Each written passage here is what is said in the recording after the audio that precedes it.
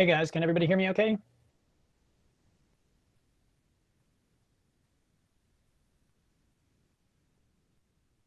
Yes. All right, perfect. Thank you. All right, so today we're doing hips and twists sequence, and this is a very complete yin sequence, and it consists of 2 hip openers and 2 twists, but it works the spine through all its articulations, some better than others, granted, and then it also works the hips, the 4 major myofascial groups in the hips. Again, some better than others. But it's a fairly well-rounded yin yoga sequence, working the major yin meridians in the lower part of the body. And again, the hips and the spine, which is what yin yoga is all about. If you're hitting those 3 things, you're pretty much doing yin as it gets. So this is, again, just a very yin type sequence with all the benefits that we get from yin practice.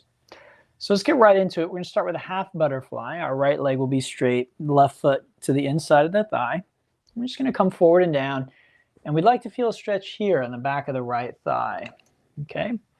We're also working the back, so if you feel it in your spine or your back a little bit, that is another good sign that you're doing it correctly. Now, you want to do the poses in a way that feels safe. Now, safe does not always mean comfortable. Sometimes we can be uncomfortable and still be safe. But if you're in a lot of discomfort or a lot of pain, that might mean that it is not safe. So my recommendation is if that's the case, come out of the pose and leave me something in the chat or unmute and just let me know that you're having a hard time. Otherwise, the power of yin comes from the amount of time we spend in the postures.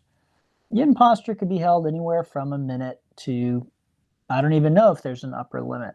There might not be one. But in drop-in classes like this one, public classes, the poses are usually not held longer than 5 minutes. So we're at about a minute, and we'll be here for 4 more minutes.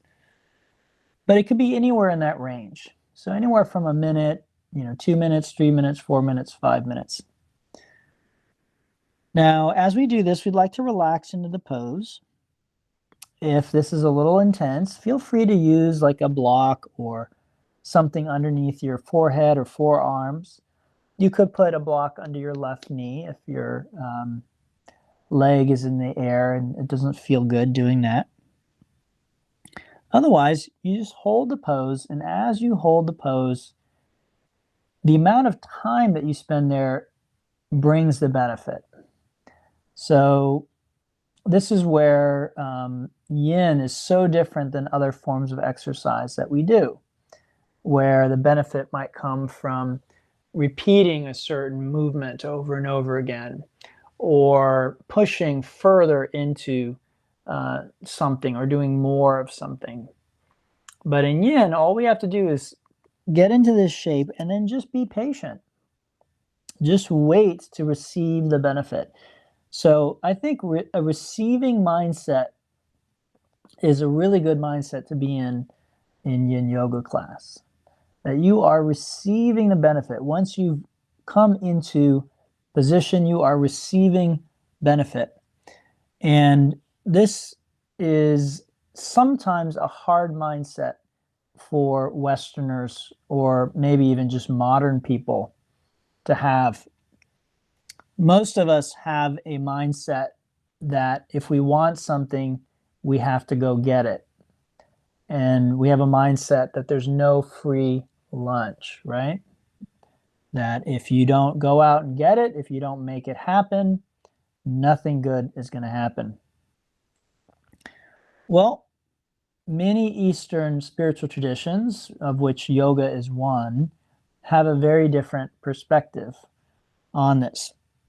In the Zen tradition, which is the tradition that I've had the longest relationship with, longer than even yoga,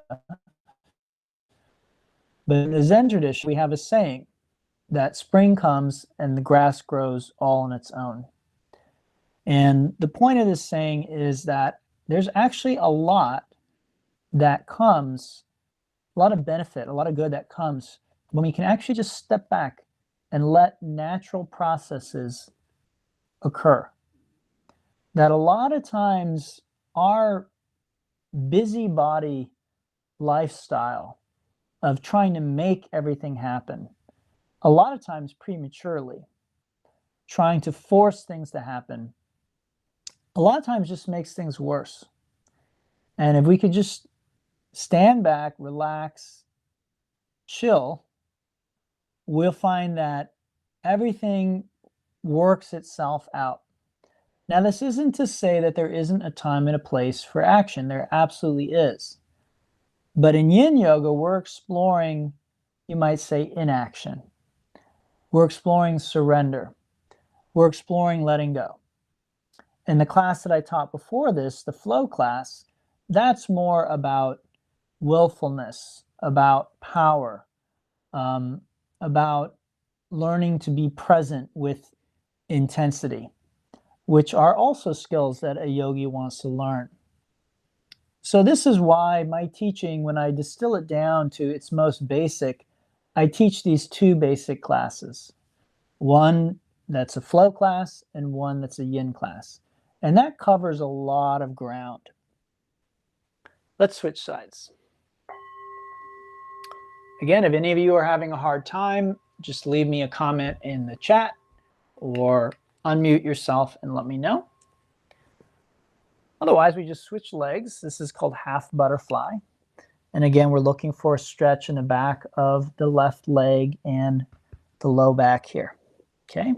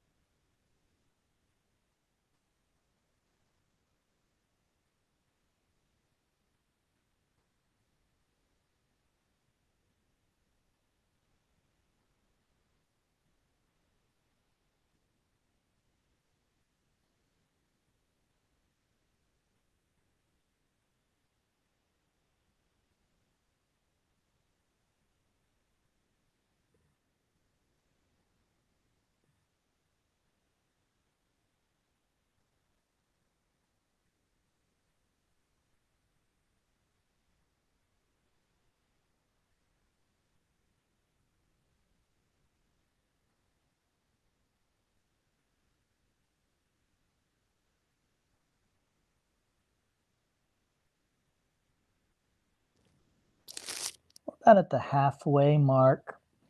Now is not a bad time to see if you need to make any adjustments. Adjustments can be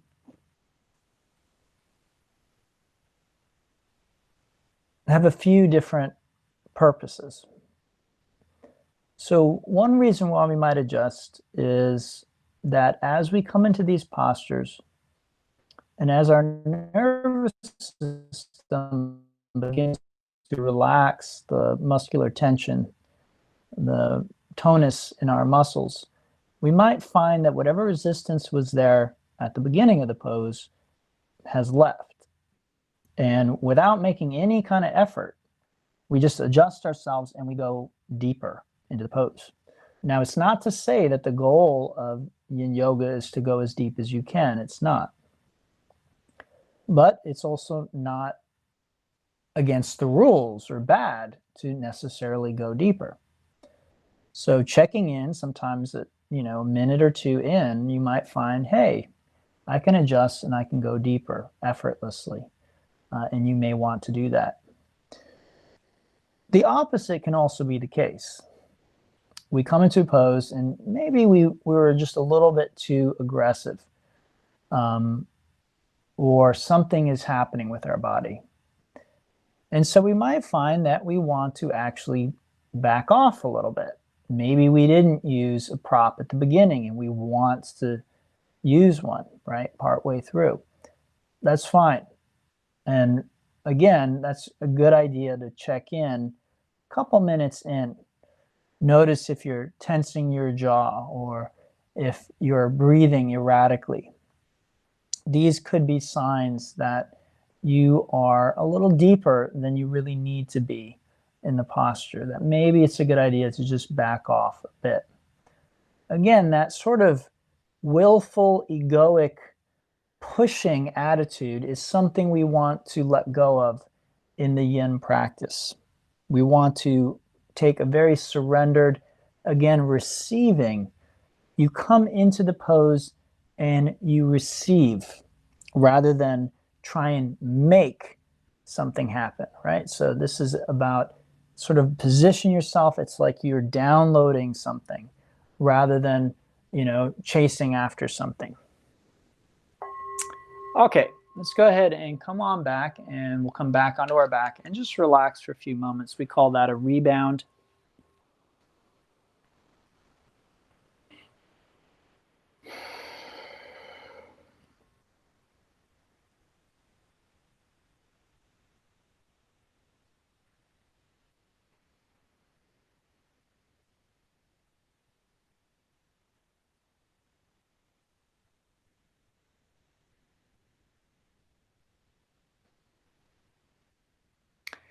And then we'll bring our legs in, give them a little squeeze. You can move a bit. It's called the leg cradle.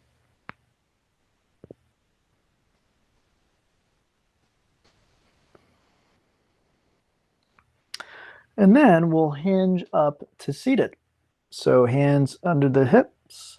Nope, we're going to hinge down actually. So we'll still hinge. Lift the legs up. If there's any pain in your back, bend your knees so the pain goes away. Otherwise, the legs are straight. Lift your head and neck up. Take a deep breath. Exhale, lower the legs toward the ground. And just before they touch, pause, inhale, and then exhale back onto your back. Okay, let's do cattail next, which is our first twist. To do cattail, we're going to take the left leg and extend it up toward the ceiling. Then I let that leg pull me over to the right, like so. Prop my head up on my right hand and elbow to, at least to start. Take the right leg, move it back away from the left leg. Take the left leg, move it up away from the right leg. And then I bend the knee, reach back and grab this foot. Okay, I can bend the left knee as well if I like. It's optional. This is called cattail pose. And in cattail, this is a twist. So I don't know if you can see, but my pelvis is basically facing the ground. My chest is kind of facing the ceiling. And the more that I lean back, the deeper I go into the twist. All right. Now you have several options here. One is to have the left leg again straight or bent or anywhere in between. Generally speaking, the straighter that leg is, the more intense the stretch in your right thigh, and that's where you should feel this pose primarily, in your right thigh. Now, you can also take the left leg and move it closer to your face. Some people actually like to grab the left foot with their right hand and pull it manually toward them, which you are welcome to do. That can make the pose quite intense if that's what you're looking for.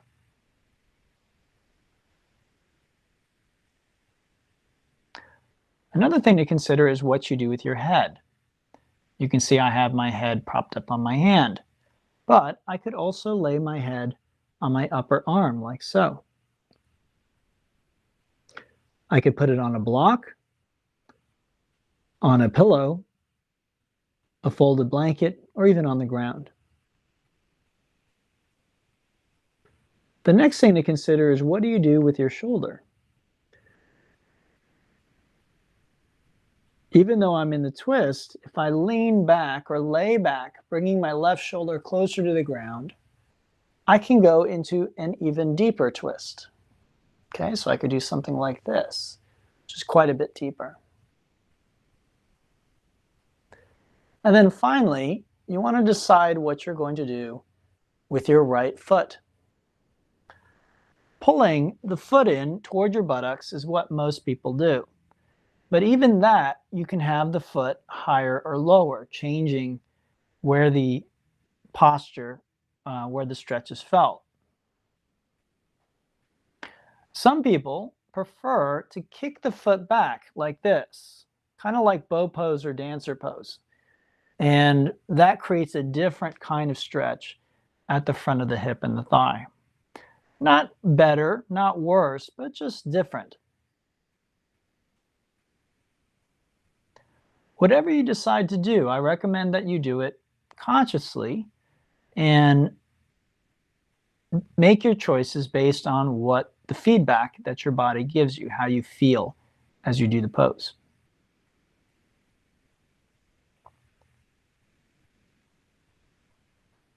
We're a little over that halfway point. So again, even if you came into the pose very consciously, you might find at this stage or this point, some of the reasons for why you positioned yourself the way that you did have changed or shifted. Maybe you didn't go deeper because there was pain, but now you find that that pain is gone, pain or resistance.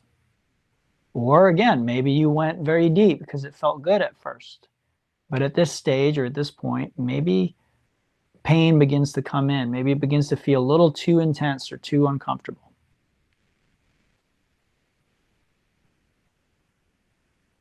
Even though in yin yoga in general, we want to be still, to surrender to the shape, we still want to be present. And we still want to be listening to the feedback that our body is giving us. And when it makes sense for us to adjust, we do so.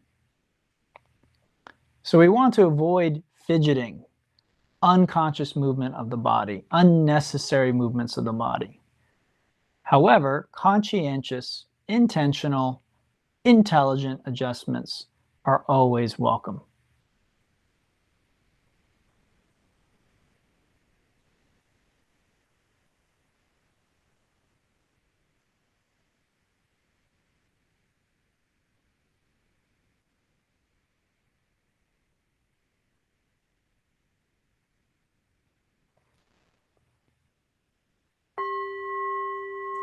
All right, we'll do cattail on the other side. I'll turn so I can continue facing the screen, but you shouldn't need to. On this side, the right leg goes up toward the ceiling. We drop it to the left. Prop the head up on the left hand this time. Again, you can change that in a moment. Take the left leg, move it back, and then bending the knee, we reach back and grab the foot. Pull the heel in towards the buttocks. And you have all the same options that you did on the first side, okay?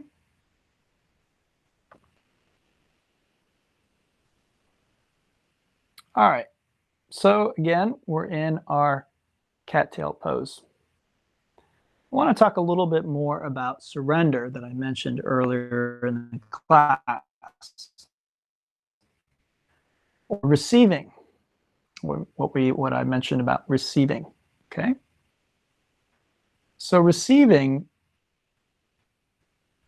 in yin yoga, coming into a pose, just relaxing and allowing ourselves to receive the benefits, is very similar to the experience we have or we want to have in meditation. So many of you know that I teach meditation. And when I teach people meditation, they tend to bring again a sort of acquisitive attitude to meditation. By that I mean they're trying to acquire something. They're trying to become something. They're trying to do something with the meditation. And again, this is perfectly understandable because most of us have been taught to approach things in this way, to think in this way, that if we do not do it, nothing is going to happen. So when we come to meditation, we want to do meditation, right? We want to be good at it. We want to do it right. But my experience with meditation and the way that I teach it is very different. In a sense, meditation is done to you. You don't do it. Meditation happens when you get out of the way. When you stop doing, that is when meditation happens. So this is difficult because most of us are not used to not doing. We're sort of compulsive. We're like doing addicts. We think constantly, we judge constantly, we do constantly. And that doesn't make us bad people. It just means that we're missing something about life. There's a whole nother dimension to life, a whole nother aspect to life that we can experience when we receive instead of do. And so in meditation and in yin is a very good preparation for meditation because of this. We switch modes from chasing after things, trying to make things happen, trying to be something we're not, to just letting things be as they are, relaxing, and again, receiving. In the Zen tradition, which again is the spiritual tradition that I've had the longest relationship with, over 2 decades. I mean, I've been doing and studying Zen for over 20 years. Might be like 22, 23 years, something like that. Anyway, in the Zen tradition, it's said that once you come into the posture, the asana, the Zen meditation posture, that is enlightenment. Now, that might not make sense to someone who is new to studying Zen and studying Buddhism and yoga. How could just taking a posture be enlightenment? But the longer that I've studied that practice, Zen meditation, and had that in my life, the more I recognize the truth of that statement. That just taking the posture itself, we begin to receive or see from the enlightened perspective. And that might not make any sense to us again as when we're new. But over time, it begins to make more and more sense. That actually, once we've come into that position, that posture, we are in enlightenment. And we are seeing things from an enlightened perspective. Okay, let's go ahead and unwind from this pose back onto our back. And we'll just relax for a few moments. That's called a rebound.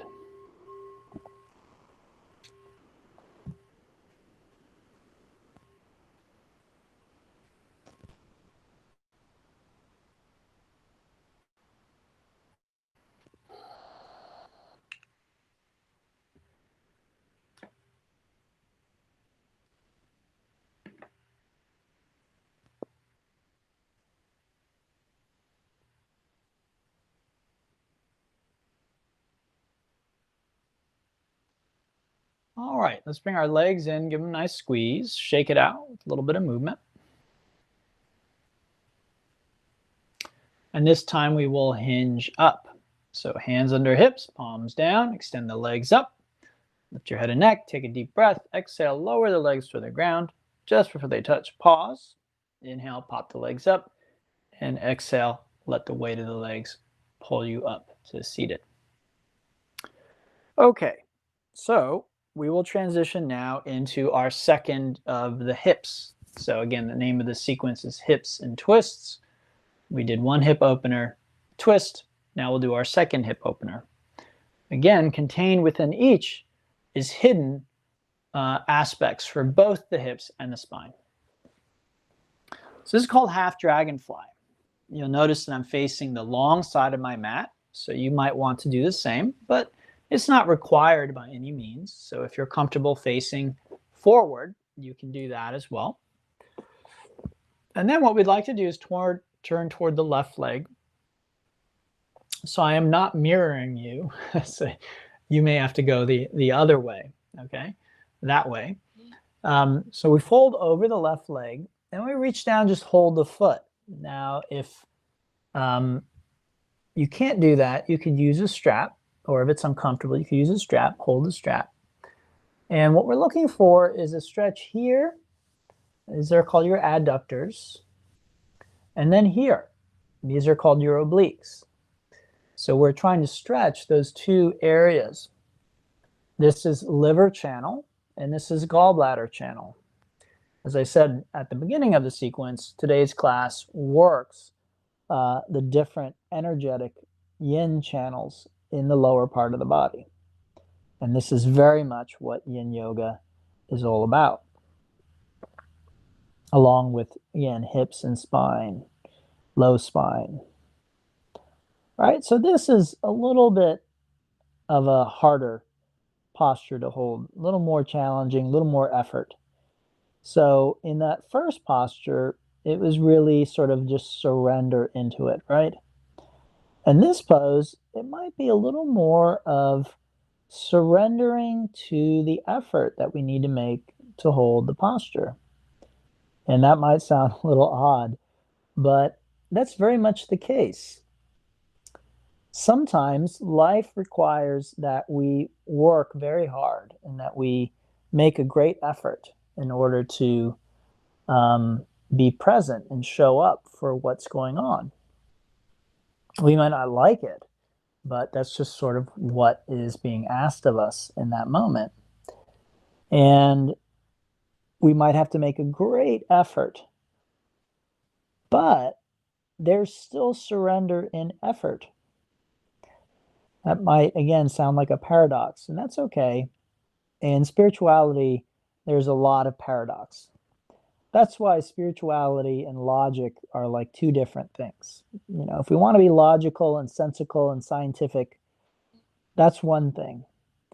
And then spiritual truths very often do not make sense. A teacher I really like, I was listening to something that they recorded the other day, and they said, life doesn't make sense. And they're right, it doesn't. Life itself just is not, it's not logical, it doesn't make sense. And we human beings keep wanting everything to make sense. And spirituality is very much about life. So the paradox of how do I make an effort to hold this posture and then at the same time surrender to making that effort. So I am both making an effort and then surrendering. And this again shows up in meditation as well. In Zen, we have a saying about right effort. Right effort. And one experience I've had of right effort is, as I mentioned earlier, there is this call to surrender, to let go of control, to let go of efforting when we meditate. However, that requires a kind of effort, because we're so used to making an effort, trying. So the analogy that I sometimes give is imagine that you've held your hand in a fist like this your whole life. And you've never relaxed your hand. You've never let it open naturally. You've always held it tight like that. And then someone says, go ahead and relax your hand. And since you've never done it, you don't know how. You don't know how. You literally don't know how. They say, go ahead, just open your hand, relax it. You're like, I can't. What do you mean, relax it? What are you talking about? And then they maybe take your fingers and they go like that. And you're like, oh, well, that feels weird. I don't like the way that feels. And then the minute that they let go, because of force of habit, you immediately do that again. Now, the fact of the matter is this requires effort. This does not. But because you're so used to it, this feels more natural. This feels normal, even though it's not. But you're just out of force of habit. This feels like this is what you should be doing. It's going to require an effort for you to remember to relax. Let's switch sides.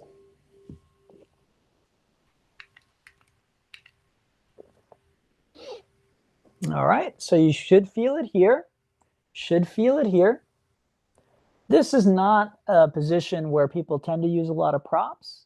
The only prop might be a strap. And again, you're more than welcome to use that. If you don't have a strap at home, you might try a belt. Okay, so as strange as it sounds, when you are doing Zen meditation, you need to make an effort to be effortless. Because the unconscious habit is to make an effort. The minute that you are not conscious of what you're doing, you are going to start making an effort. You're going to start thinking. You're going to start worrying. You're going to try. So you must constantly be vigilant at first and remember to not make an effort, to just be present with whatever is. And again, it's a paradox, but that requires effort. An effort to be effortless. Just like in vinyasa class, you need to make the effort and then learn how to be effortless within the effort. Same with this pose. This pose requires some effort. So if I just let go completely, I'm just going to collapse like that. And that's not going to, I'm not getting the same benefits. So I come into the pose, it's somewhat intense, it's somewhat uncomfortable. And then I want to see, okay, can I learn to relax here? Can I still make the effort to hold the posture, but find a surrender? Can I surrender to making that effort? Hopefully that makes some sense.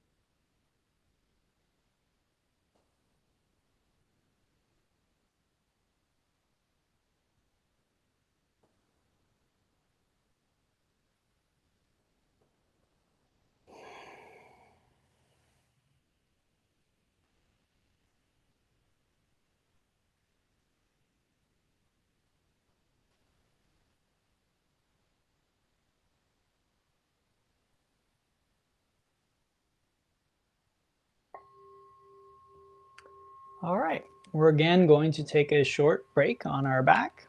That's called a rebound. Just go ahead and relax back. Allow yourself to be still, be vulnerable, to feel the different parts of your body.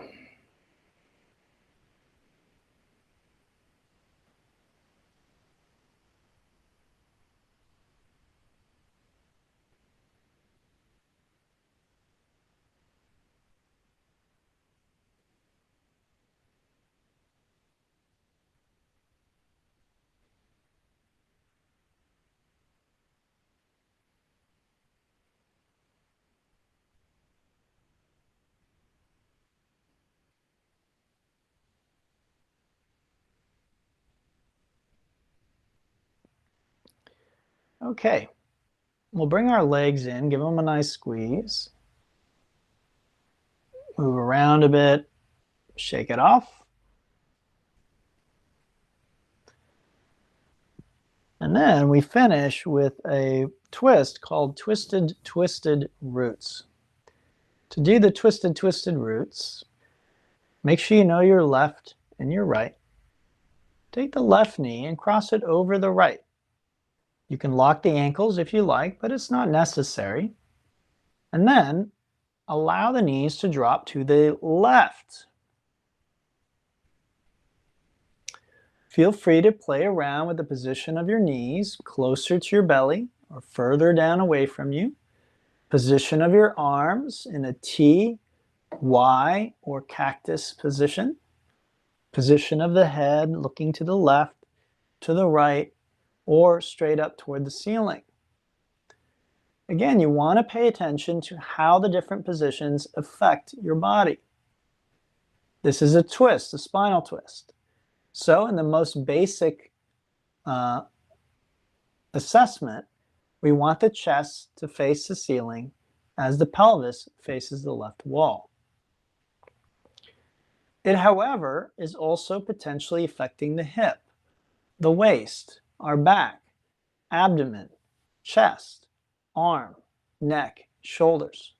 So playing around with the position of all of these areas can help us find different stretches that are beneficial for the body.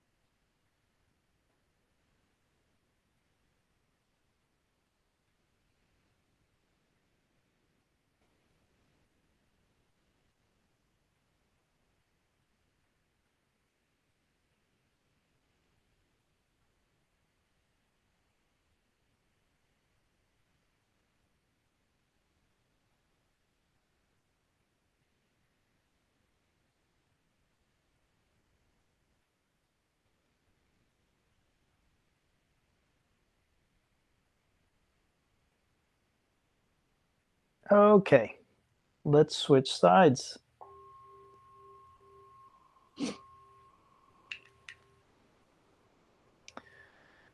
So again, you want to take a moment to make sure that you get the legs right, because otherwise you end up in a different posture and it's not quite as effective at working the outside of the hip and waist. It might be more comfortable, but it's not as effective. So bringing the legs in, we cross the right knee over the left. Again, you can lock ankles if that makes sense for you. And we drop knees to the right. Again, you have all the same options with your arms, your legs, your head, and neck.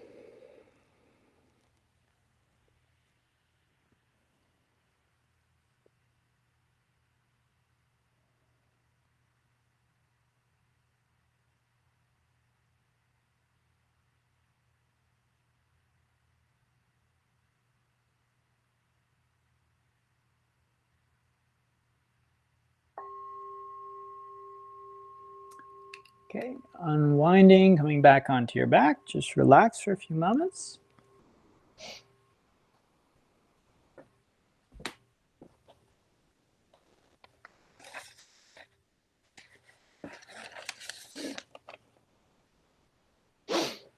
And then give your legs a nice squeeze. And again, shake out that last posture, last set of postures.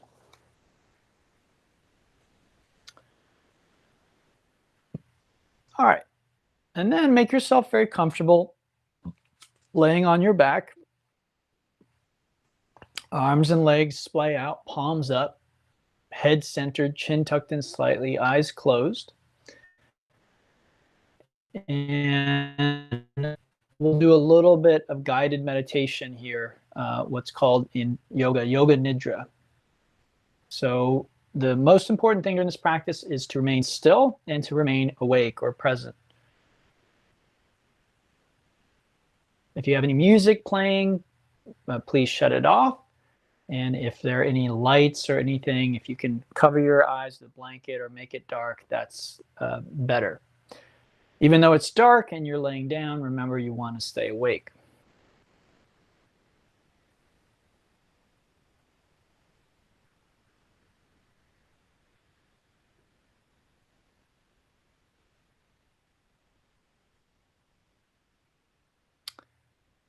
Say to yourself mentally, I'm going to practice Yoga Nidra. I will not move.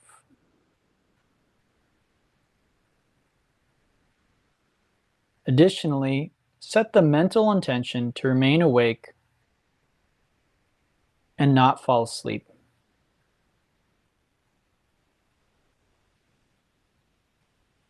It is time now to set your intention or sankalpa.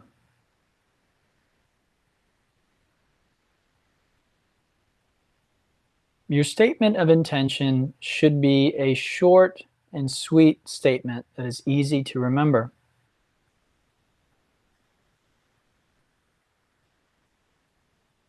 To be effective, it should be stated in the first person, present tense, and use only affirmative language.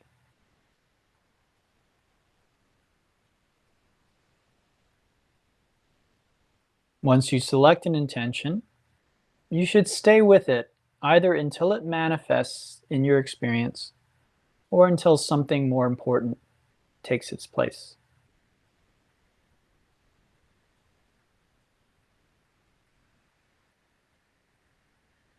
Repeat your intention to yourself silently 3 times now.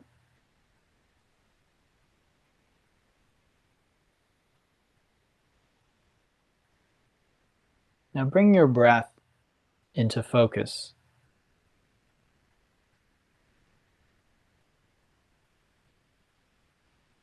Notice that you are already breathing.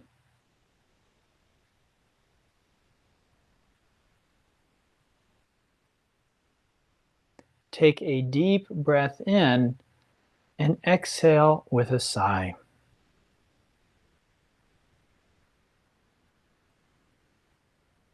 Take another deep breath in and exhale and let it all go.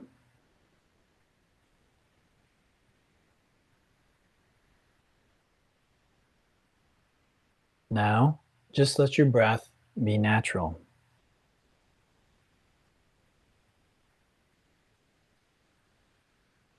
Allow your breath to come and go at its own pace.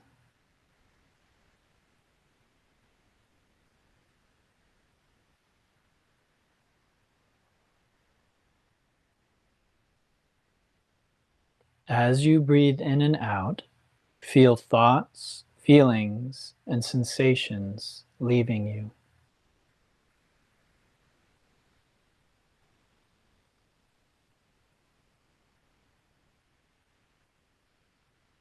As they do, feel yourself relax even more deeply.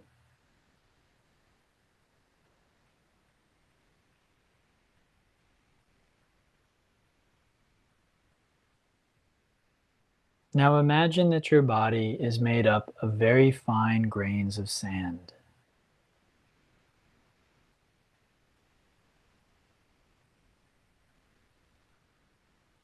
Your entire body is made up of fine grains of sand, like the Tibetan Buddhists use to make a mandala or sand painting.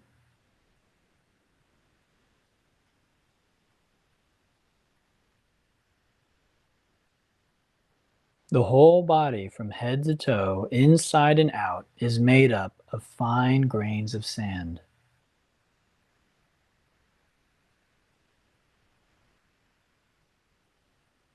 Now imagine a gentle breeze. This gentle breeze is blowing near your toes and begins to hit your toes. As it does, your toes begin to blow away and dissolve in the wind until they completely disappear.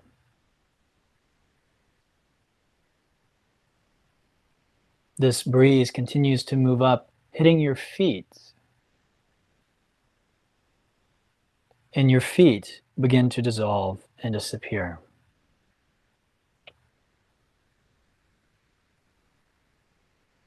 Then your ankles,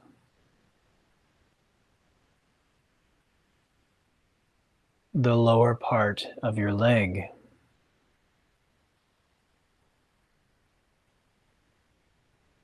your knees and thighs dissolve and disappear in the breeze.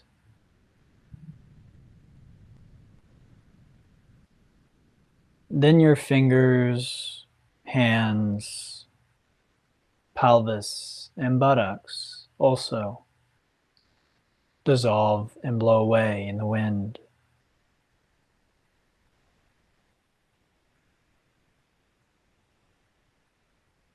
This breeze continues to move up your body, dissolving your wrists, upper arms, back, and abdomen. Next, your elbows, upper arms, chest, and shoulder blades dissolve and disappear in the wind.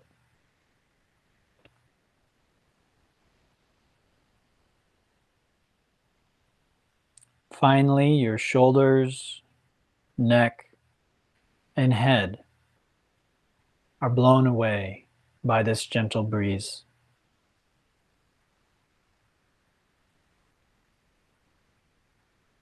Now, there is only empty space where your body used to lay.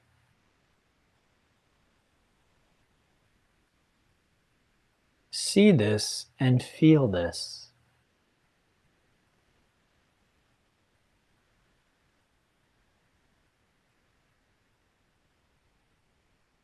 Notice that the space where your body was and the space that surrounded your body are the same.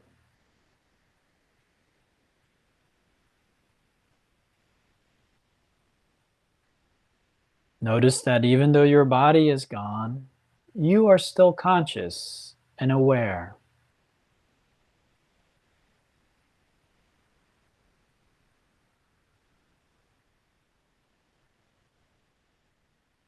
If you are not your body, then what are you?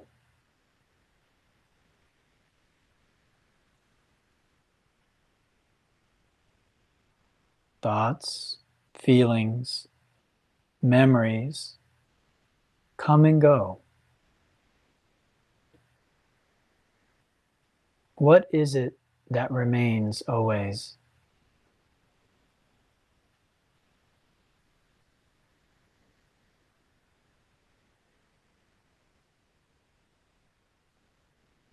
Now bring to mind your intention or sankalpa.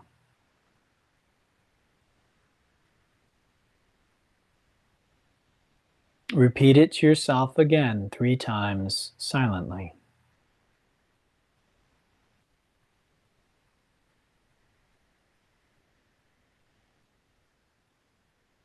Now return awareness to your breath.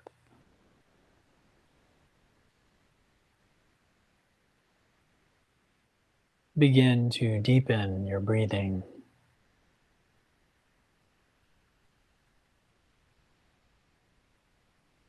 Gradually begin to move your fingers and toes, ankles and wrists, your arms and your legs.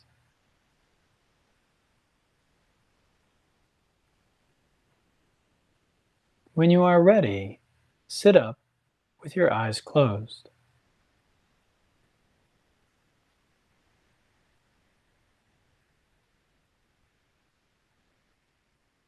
Feel a deep sense of contentment in your heart.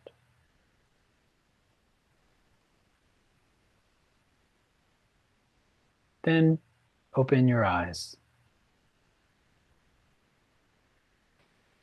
Okay, everyone. I want to thank you for joining me today. I hope you enjoyed that. If you would like to do a version of that I recorded in my home studio, so with a little bit of better audio, check out my Patreon page or my YouTube channel. I'll be posting that later this week. It's about a 12-minute yoga nidra. And again, it's a little higher quality, the recording that I made of that. So you can do that for meditation at home. If you have any questions, please reach out, let me know. And I just want to mention that this Saturday, I am planning a hike with yoga at one of the trails around Atlanta. So if you'd like to be included in that, reach out, contact me, and send me your cell phone number and your first and last name, and I will include you in the text. That's the easiest way to organize something like this, is via text. So again, you're free to join me if you'd like. And again, reach out with any questions. If I don't see you on Saturday, then I'll hope to see you next week. 4:45 is Vinyasa and 6 o'clock is Yin. I'd love to see you in both classes. Thanks, Patricia. Thank you, Deborah. Hope to see everyone soon. Namaste.